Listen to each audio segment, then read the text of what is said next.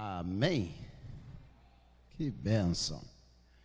Nós louvamos a Deus pelos dias que estamos vivendo. Alguns lugares já está sendo anunciada a retirada das máscaras, né? Aliás, Duque de Caxias foi a primeira cidade no Brasil a editar um decreto dizendo que não há mais necessidade do uso de máscara. E eu tenho medo, né?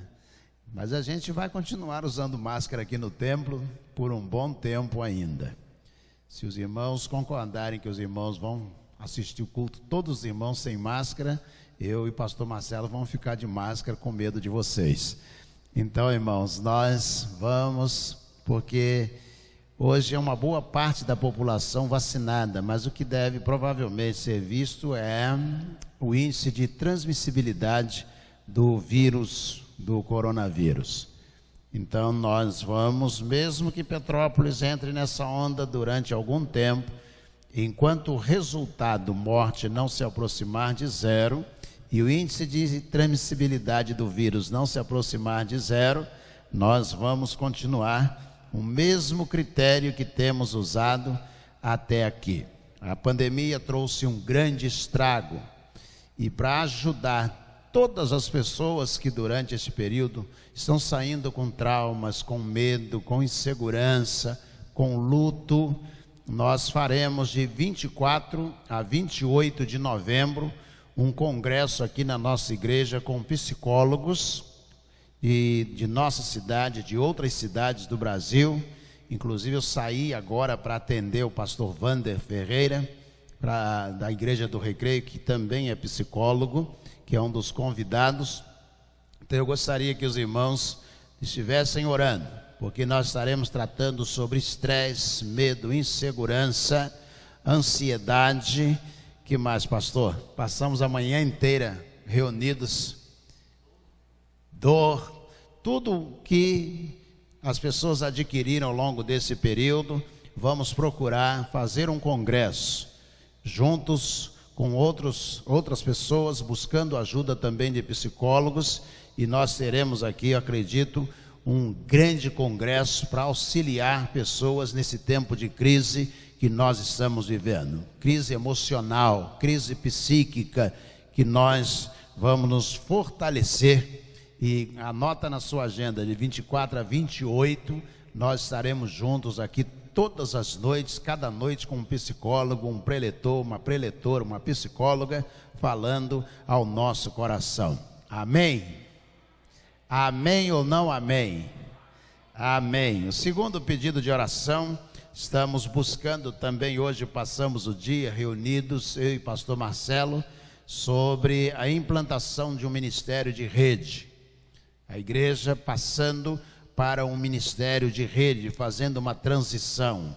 É um ministério que há muitos anos atrás eu fiz o curso, gastei alguns dias, visitei a igreja que implantou no Brasil, conversei com a pessoa responsável, o pastor responsável, o tradutor desse ministério, Billy Wesley Larubia Rios, e nós gostaríamos de trazer o ministério de rede para a nossa igreja. Então lembrem de orar, é uma coisa que progressivamente a gente vai caminhando.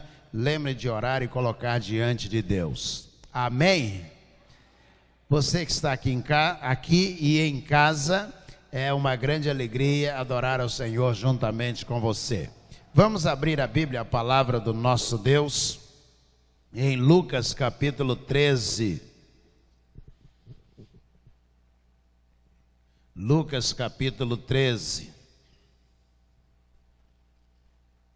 Você já prestou atenção a essa parábola que começa no versículo de número 6?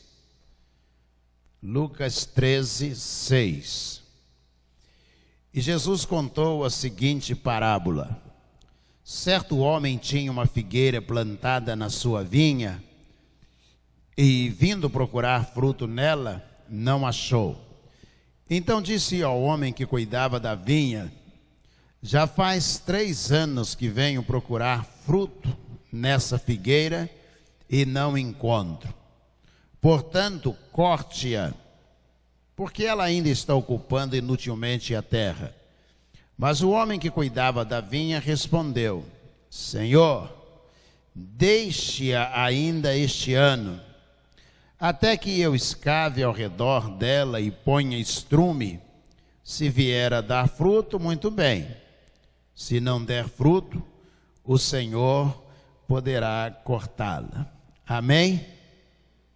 Amém? Vamos orar ao Senhor? Senhor, muito obrigado a Deus por estarmos juntos em adoração ao Senhor, numa união, ó Deus, de sentimentos nossos aqui no templo, com os nossos irmãos em suas casas. Aceita, ó Deus, a adoração e a comunhão nossa nessa transmissão do culto, quando buscamos a face do Senhor.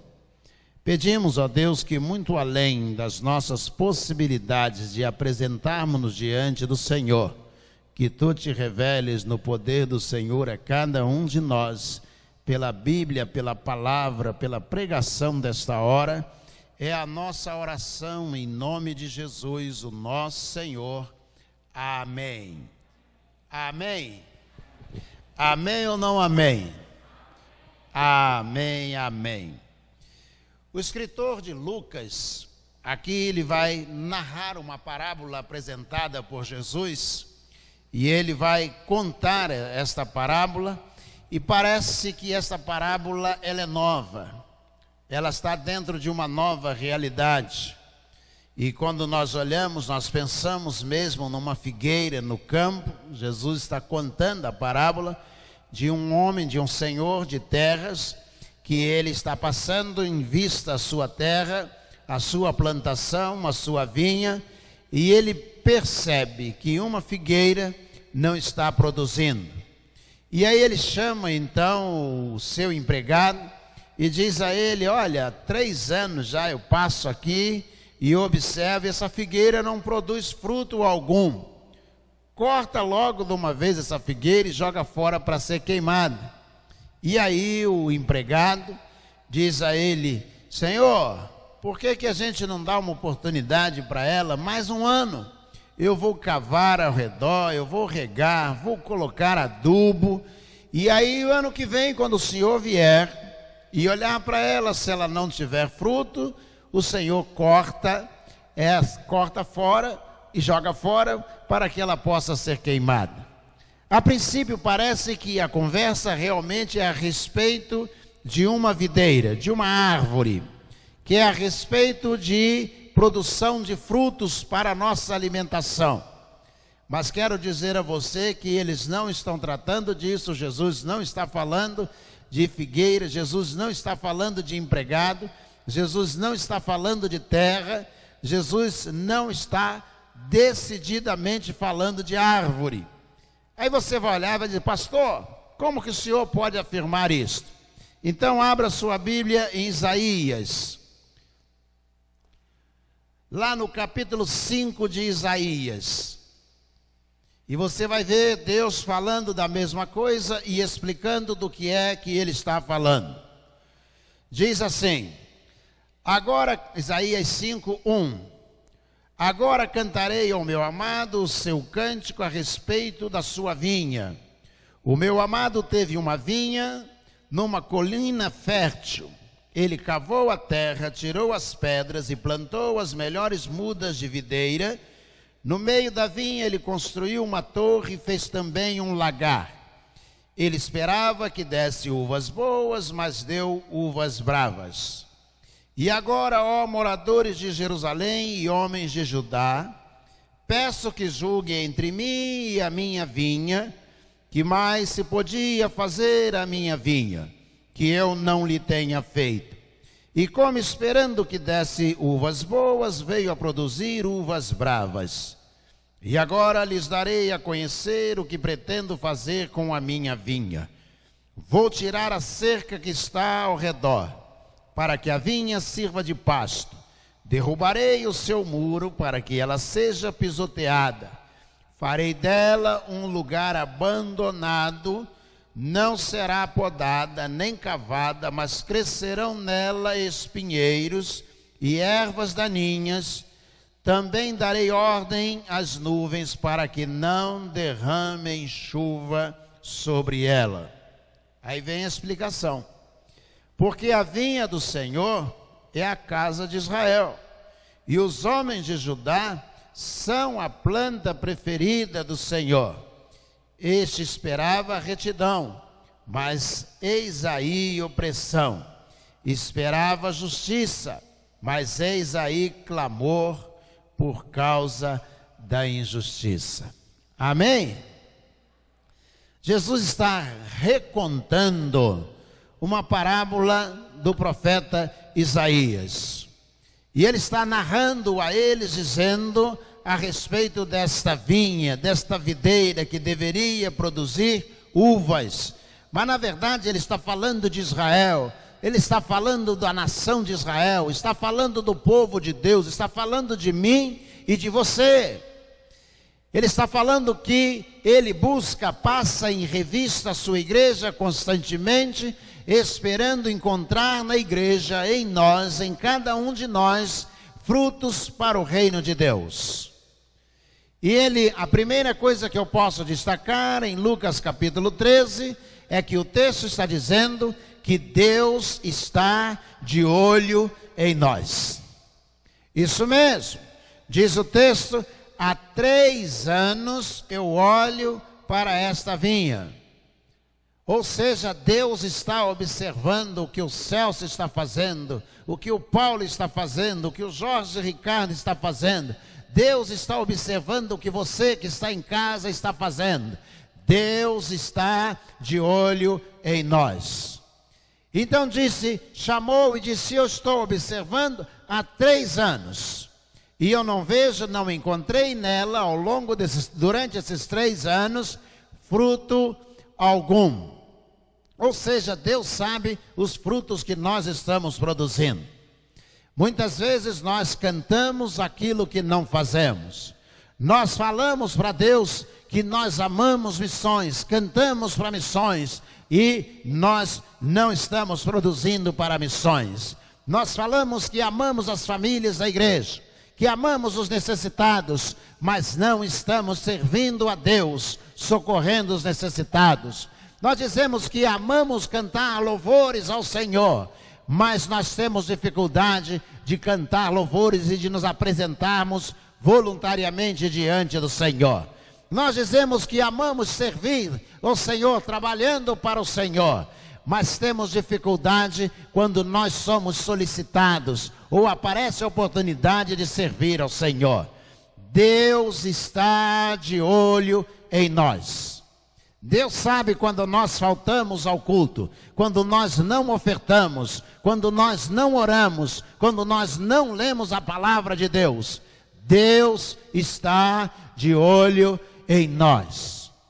O juízo de Deus sobre Israel, lá em Isaías capítulo 5, ele é certo. Primeiro, Deus faz consideração a respeito, até o versículo 6, de tudo que ele realizou pela vinha. Diz: agora vou cantar ao meu amado o que aconteceu à sua vinha. E aí Deus começa a descrever através do profeta Isaías, diz: eu cerquei com todo cuidado, arranquei toda erva daninha, e eu tirei as pedras que poderiam impedir o crescimento. Tudo que eu podia fazer, coloquei uma cerca, eu reguei essa vinha. Sabe de quem Deus está falando? De mim e de você. Irmãos, quando eu encontrei Jesus, em julho de 1980, Deus começou a arrancar ervas daninhas do meu coração. Deus começou a retirar pedras do seu coração. Deus colocou uma cerca ao redor de você para te proteger, para que o inimigo não mais tivesse acesso direto a você, que ele não pudesse fazer contigo aquilo que ele quisesse. E Deus dizia: o que mais que eu poderia ter feito à minha vinha? Pergunto, ó nação de Israel, que eu não fiz, o que mais eu poderia fazer? Você acha que Deus está falando da vinha? Não, Deus está falando de você e de mim. Ele deu Jesus na cruz do Calvário, ele está perguntando: o que mais eu poderia fazer? Que mais? E aí, voltando a Lucas capítulo 13, ele diz: só há uma saída. Corta e joga fora para ser queimada. Está falando da morte. Isso mesmo. Quantos crentes morreram nesta pandemia e não fizeram aquilo que deveriam fazer para o Senhor? Quantas pessoas não crentes morreram nessa pandemia, foram arrancadas e desceram pelo desfiladeiro do inferno, perdidas sem Cristo e sem Deus? Quantos crentes em Jesus morreram e enterraram seus talentos, que poderiam ter servido melhor ao Senhor, poderiam ter feito mais para Deus? Quantos? Jesus diz, e o Senhor olhou e disse: arranca, não está produzindo frutos. E o empregado, o viticultor, ele olha para o seu senhor e diz: Senhor, vamos dar mais uma oportunidade. Quem é esse viticultor?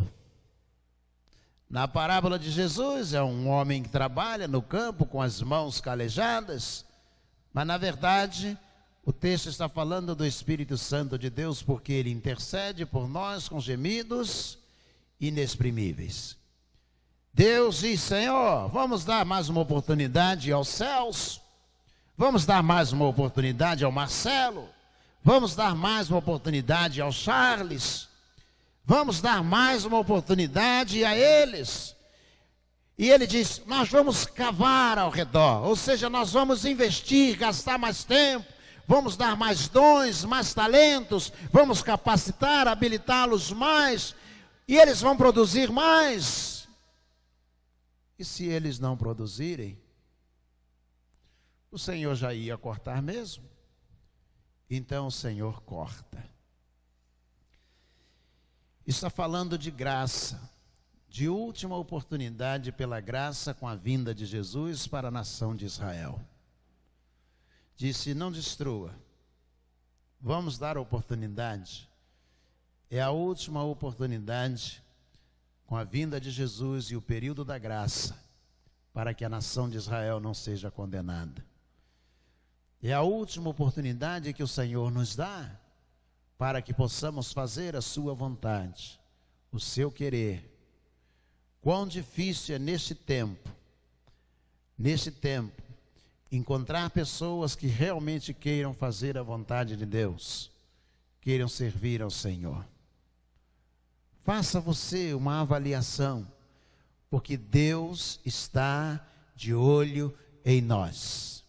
O juízo de Deus já está pronto e nós temos a última oportunidade. Curve a sua cabeça, feche os seus olhos. Ore ao Senhor. Ore. Você está vivo porque Deus está te dando mais uma oportunidade.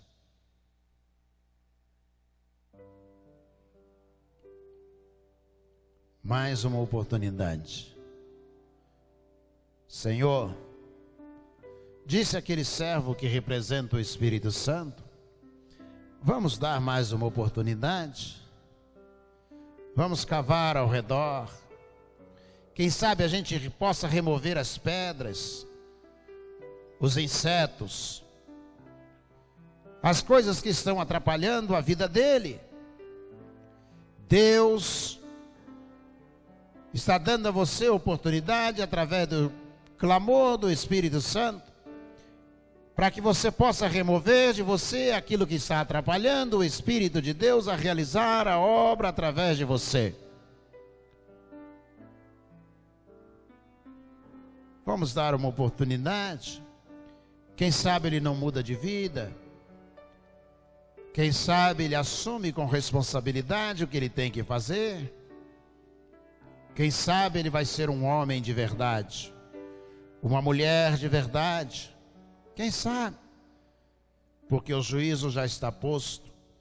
A raiz de toda árvore, disse João Batista, e toda árvore que não produz frutos, Deus corta e joga fora para ser queimada. A última oportunidade. Esta noite, antes de dormir, deitar a cabeça sobre o seu travesseiro, pense: Deus está de olho em você. Senhor nosso Deus, nosso Pai, nós te agradecemos, ó Deus, por esses dias que nós estamos vivendo, pela oportunidade que o Senhor está nos dando. Estamos caminhando para dias finais desta pandemia, e o Senhor, ó Deus, tem preservado a nossa vida. Não permitiu, ó Deus, que descêssemos ao fundo do vale da sombra da morte, mas está nos dando, ó Deus, mais uma oportunidade para fazer a vontade do Senhor. Venha, ó Deus, abençoar a igreja. Cada um de nós, coloca as tuas mãos sobre nós e abençoa-nos, ó Deus, pois nós oramos em nome de Jesus, o nosso Senhor. Amém. Amém.